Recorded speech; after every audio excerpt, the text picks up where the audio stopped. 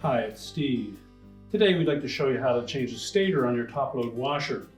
It's a really easy job. Let me show you how we do it. Now, to do this repair, you will need to be able to access the bottom of the washer. Ideally, to have the washer laying on its side would be the best scenario. So you'll first of all need to disconnect the drain hose, turn off the inlet water supply, remove the inlet fill hoses, and then we'll need to disconnect the power and pull the washer far enough forward that we can lay it on its back. So we've laid the washer on its back to make it easy to access that stator. We've also taped the lid shut on that because it is a fairly heavy lid on this style of washer, so you want to make sure that that doesn't fly open on you. Now next we'll release this retaining bolt. It's typically a 1/4 inch hex key with a standard thread.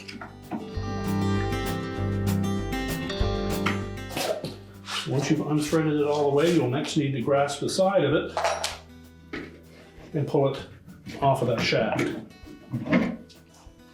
Keep in mind there are magnets all the way around the inside of that rotor that will want to grab onto the stator.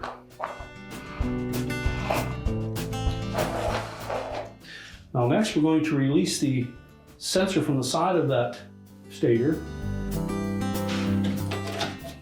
There's a little arrowhead fastener in here that will just pinch that off with a pair of needle nose pliers so you can push that harness out of the way. That will allow us to detach that once we remove the stator from the base of the tub. So just reach in there with the pliers, squeeze that fastener, and push it through that opening. So next we'll remove those 4 7/16 hex head bolts.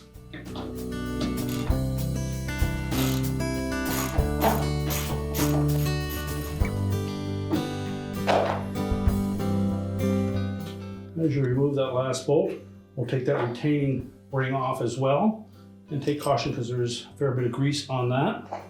Then we'll just grasp the outside edge of that stator and pry it away from the tub.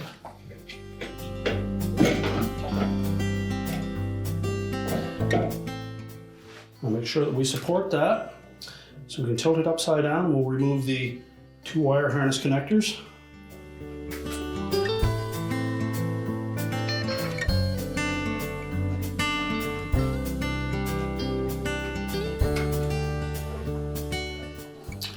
Release the locking tab for this one. Just push it away from the connector and lift the connector off. And we'll set that aside. Now next we're going to transfer the metal plate from the back side of that stator. We'll simply set that into place in the new one. Now when fitting that onto the new stator, we'll take note that there are some notches on the outside that will line up with a couple of tabs on the inside edge, and there are also 4 tabs near the openings that will fit down through those slotted holes. Now next we'll remove that sensor from the old stator. There are 2 tabs on the outside edge here that fit into a little recessed pocket on those 2 coils. So we're going to gently pry that up with a flat blade screwdriver while lifting up on the sensor.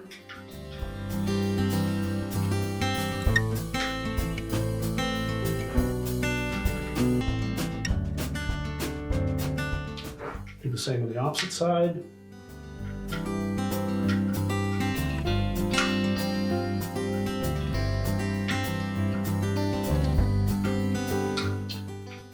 And that will slide right off. We'll then discard the old stator. Now we're going to line up that sensor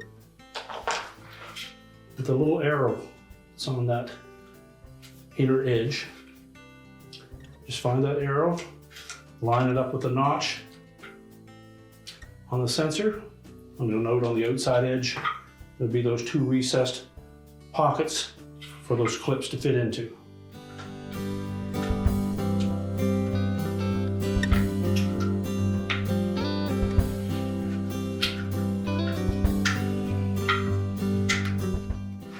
Make sure they snap into place. We'll then reconnect the harness.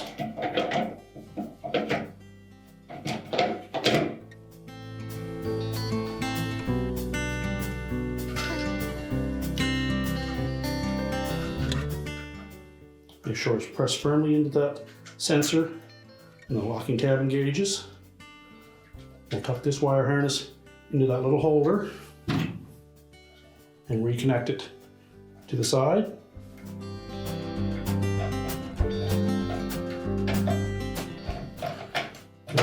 Make sure we engage all three of those tabs, and then make sure that we tuck that wire into that little catch. Need be, use a small flat blade screwdriver and gently push those wires into place. Now next we'll insert that harness restraint into the hole in the end of that sensor. We'll rotate the whole assembly around and then line it up on the bottom of the tub.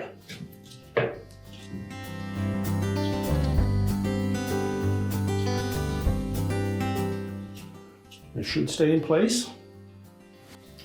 Next, take that retaining washer, line that up.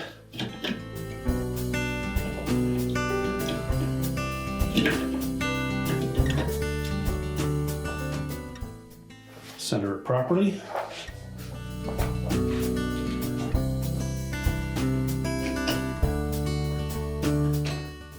And then put a couple of bolts in to hold it in place.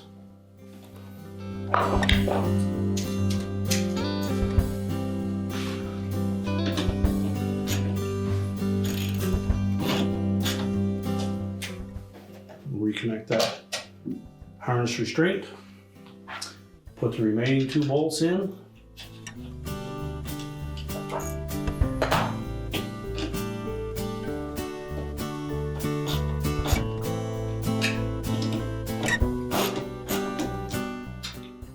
And tighten those all securely.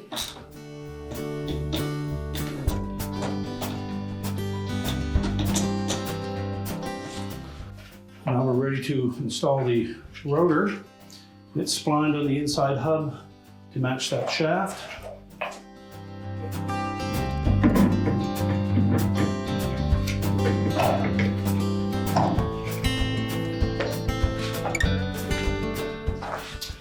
So push it in as far as it will go, and then you should be able to catch the threads with that retaining bolt. And that will pull it all the way onto that shaft. And tighten it securely. And now we're ready to stand the washer back up. We'll remove that protective tape.